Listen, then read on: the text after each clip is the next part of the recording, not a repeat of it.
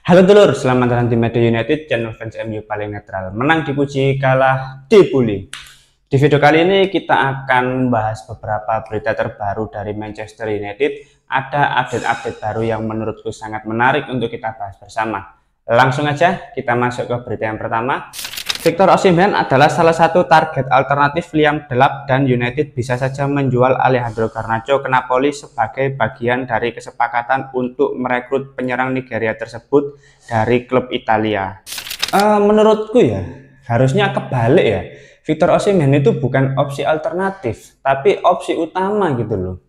Memang dari beberapa berita akhir-akhir ini dikatakan kalau Liam Delap merupakan target utama Manchester United di bursa transfer musim panas mendatang sebagai pemain baru di sisi lini serang Manchester United. Tapi kan kalau kita melihat Liam Delap ini, kalaupun Ipswich terdegradasi di musim berikutnya, klausul pelepasannya itu berada di angka kisaran 40 juta pound sterling. Menurutku harga segitu masih terbilang mahal untuk klub yang musim depan terdegradasi.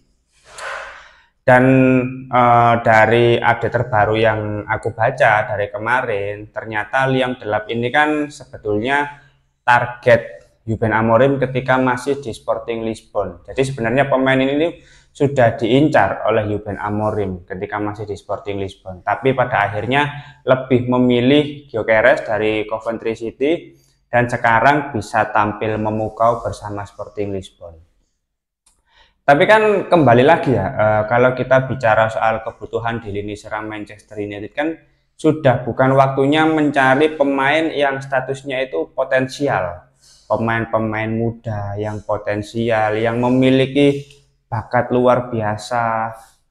Karena apa ya? Karena di lini serang itu semua pemain ya kabarnya dulu potensial semua gitu loh. Tapi yang terjadi sekarang ya tetap kesulitan untuk produktif dalam mencetak gol secara reguler di setiap pertandingan gitu loh.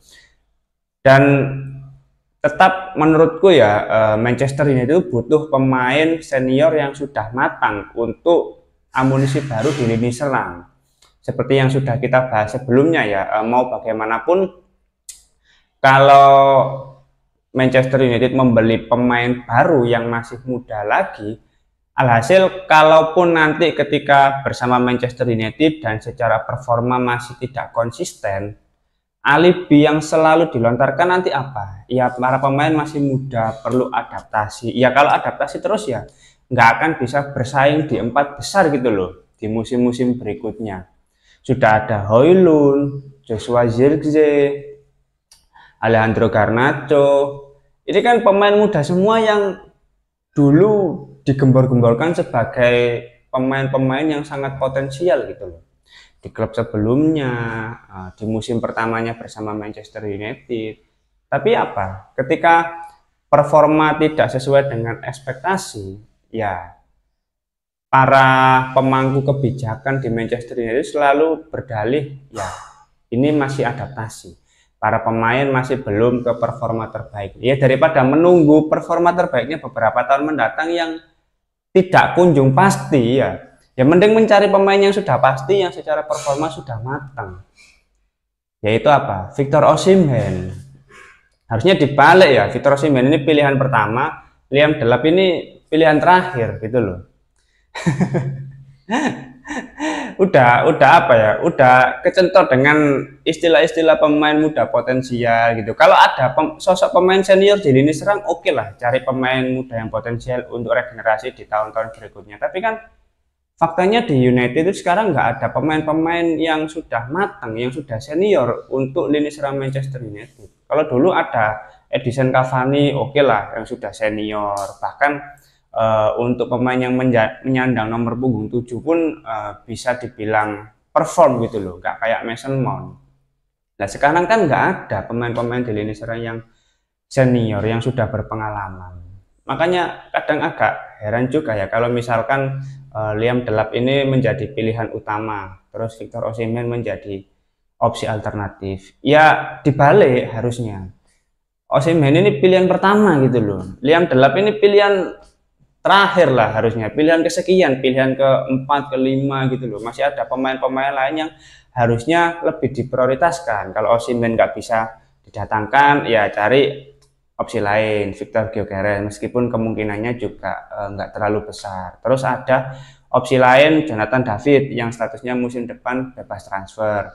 Terus ada Hugo Ekitike yang secara potensial harusnya lebih bagus dibandingkan Liam Delap.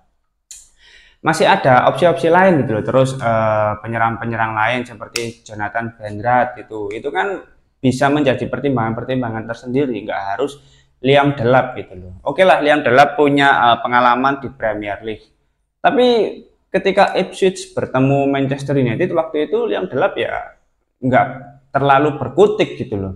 Bahkan di musim ini pun dari 30 penampilan dia memberikan kontribusi 12 gol, 12 assist kalau nggak salah bersama Ipswich. Ya menurutku bukan perolehan yang terlalu mentereng ya. Angka segitu ya nggak berbeda jauh dengan Højlund di musim kemarin gitu loh. Terus kalau misalkan didatangkan ke Manchester United, ya bedanya apa dengan Højlund? Kalau misalkan kontribusinya di musim ini juga berada di angka 12-14 gol dan assist bersama Ipswich. Enggak lah, harusnya bukan Liam Delap lah pilihan utama. Tetap menurutku Victor Osimhen. Dan kalaupun Manchester United berhasil mendatangkan Victor Osimhen, ya menurutku ini akan menjadi kesepakatan di bursa transfer musim panas yang akan sangat mewah menurutku bagi Manchester United.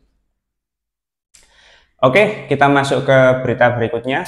Manchester United tertarik untuk merekrut Matheus Cunha. Ia memiliki klausul pelepasan sebesar 62,5 juta pound sterling yang akan berlaku musim panas ini. Agen Cunha akan segera terbang ke Inggris untuk melakukan pembicaraan langsung dengan calon peminat dan telah melakukan beberapa kontak awal dengan United. Kalau kita bicara soal Matheus Cunha, ini kan memang sudah pernah ada pembicaraan dan diskusi-diskusi terkait opsi-opsi yang bisa dipertimbangkan untuk mengisi pemain sebagai nomor 10 atau gelandang serang di Manchester United. Ya salah satunya Matheus Cunha. Bahkan kita sudah membahas pemain ini sebelum dia memperpanjang kontraknya bersama Wolves di bursa transfer Januari kemarin. Karena kan sebetulnya kontraknya ini sudah habis di musim panas mendatang. Tapi ada negosiasi lain, pada akhirnya dia memperpanjang kontraknya 1 tahun bersama Wolves dan ada klausul pelepasan yang menurutku cukup tinggi juga untuk pemain yang kontraknya hanya 1 tahun bersama Wolves. Ya memang secara kualitas menurutku Matheus Cunha juga bisa dibilang bagus ya untuk klub seperti Wolves. Secara performa ya cukup konsisten.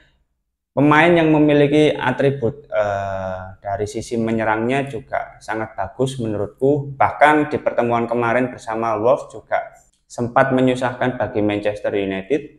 Kekurangan dari Matheus Cunha menurutku lebih ke sisi egonya ya, karena beberapa kali ketika bersama Wolves terlibat perseteruan, konflik dengan wasit, seperti itulah. Ya tipikal-tipikal pemain Brazil kalau egonya sulit dibendungkan seperti itu gitu. Menurutku nggak jadi masalah juga kalau misalkan masalah ego itu tentu pasti bisa diredam oleh Ruben Amorim. Tapi yang menjadi kendala adalah harga yang harus dibayarkan oleh Manchester United untuk mendatangkan pemain ini.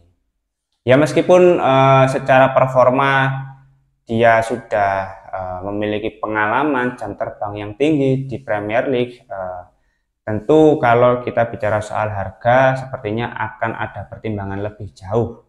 Oke lah, sudah ada kontak awal dengan pihak Manchester United. Tapi klub Premier League yang tertarik dengan Matheus Cunha juga nggak sedikit gitu loh. Kabarnya klub seperti Arsenal, bahkan Nottingham Forest ini juga tertarik untuk mendatangkan Cunha ini.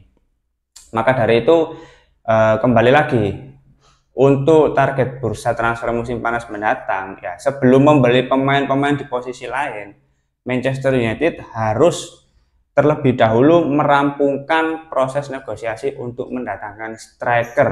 Nah, baru kalau striker Victor Osimhen dengan klausul pelepasan sekitar 60 jutaan lah sudah selesai. Meskipun kita belum tahu ya beneran deal atau enggak, tapi aku pribadi tetap berharap Osimhen gitu loh. Baru nanti memprioritaskan pemain di posisi lain. Karena apa ya? Tentu Manchester United itu harus fokus dulu untuk mendatangkan satu pemain di posisi striker, baru nanti di gelandang serang.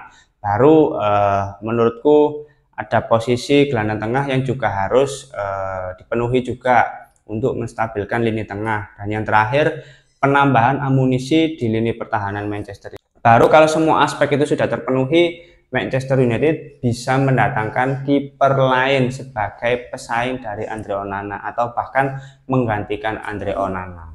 Gitu. Oke, kita masuk ke berita yang terakhir. Secara internal di Manchester United ada perasaan bahwa hengkangnya Alejandro Garnacho bisa menjadi bumerang bagi mereka mengingat potensinya yang sangat besar. Kayaknya sih enggak ya.